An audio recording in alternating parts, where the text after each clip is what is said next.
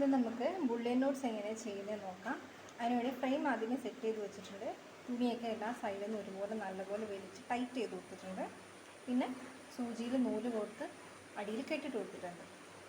ഇനി എംബ്രോയ്ഡറി ചെയ്യുമ്പോൾ പൊതുവെ എനിക്കൊക്കെ ഫസ്റ്റ് ടൈം ചെയ്യുമ്പോൾ എപ്പോഴും വരുന്ന മിസ്റ്റേക്ക് ആയിരുന്നു, നേരെ കൊണ്ടുപോയി മേളിൽ നിന്ന് താഴോട്ട് കുത്തും. അങ്ങനെ ചെയ്യരുത്. അപ്പം നമ്മൾ എംബ്രോയ്ഡറി ചെയ്യുമ്പോൾ എപ്പോഴും അടിയിൽ നിന്ന് വേണം നീഡിൽ കുത്തി എടുക്കാൻ വേണ്ടിയിട്ട്. അപ്പോൾ നോക്ക്, ഞാൻ ഇവിടെ ആയിട്ട് ഒന്നിങ്ങനെ കുത്തി കൊടുത്തു, മുകളിലോട്ട് നൂല് മുഴുവനായിട്ടും വലിച്ചെടുത്തു. എന്നിട്ട് നമ്മൾ ഈ 2 വിരൽ ഉപയോഗിച്ച് ഈ നൂലിനെ ഒന്ന് സൈഡിലോട്ട് പിടിച്ചിട്ട് ഇതുവഴി ഒന്നിങ്ങനെ ചുറ്റിച്ചു കൊടുക്കുക. 1 2, ഞാൻ ഇപ്പോൾ 2 വട്ടം ചുറ്റുന്നുള്ളൂ. എന്നിട്ട് ഇത് നമ്മൾ ഇതിൻ്റെ തൊട്ടടുത്തായിട്ട് കുത്തിയിട്ട് താഴോട്ടേക്ക് ഇങ്ങനെ ഇറങ്ങി കൊടുക്കാം. എന്നിട്ട് ഇതിങ്ങനെ പിടിച്ചേക്കുക ഇവിടെ. എന്നിട്ട് അടിയിൽ നിന്ന് സൂചി മെല്ലെ മെല്ലെ വലിച്ചെടുക്കാം. ഒറ്റയടിക്ക് വലിക്കരുത്, മെല്ലെ മെല്ലെ ഒന്ന് വലിച്ചിട്ട് താഴോട്ടേക്ക് എടുക്കുക. കണ്ടോ, അവിടെ വന്നില്ലേ? ഇത് ഞാനിപ്പോൾ 2 വട്ടമല്ലേ ചുറ്റിയത്, നമുക്ക് 3 വട്ടം ഒന്ന് ചുറ്റി നോക്കാം. അപ്പോൾ എന്താ മാറ്റം വരുന്നതെന്ന് അറിയാമല്ലോ. ഇതുപോലെ താഴെ നിന്ന് മുകളിലോട്ട് ഇങ്ങനെ കുത്തിയെടുത്തു.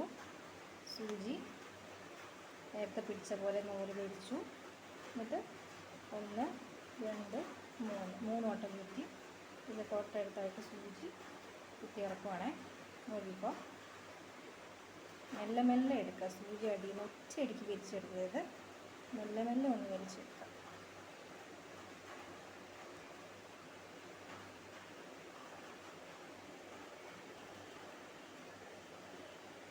ഇച്ചിരി വലുത്. ഇനി ഒന്നുകൂടി ചെയ്ത് നോക്കാം.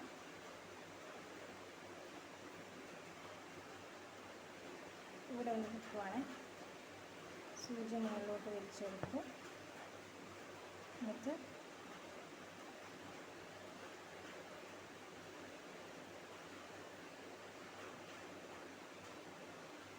താഴോട്ടേക്ക് ഇതിങ്ങനെ പിടിച്ച് വെച്ചാൽ വലിക്കുമ്പോൾ നമുക്ക് ആ ഷേപ്പ് മാറിപ്പോകില്ല. താഴോട്ടേക്ക് മെല്ലെ വലിക്കുക. കണ്ടോ,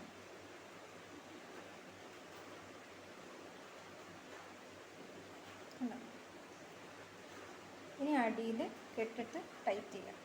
അത്രയും. Okay, by.